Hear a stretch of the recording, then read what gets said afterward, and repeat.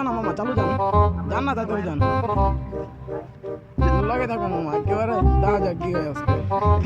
সামি ভাই পিছেতে আটা সরান ভাই, সামি ভাই পিছেতে আটা সরান।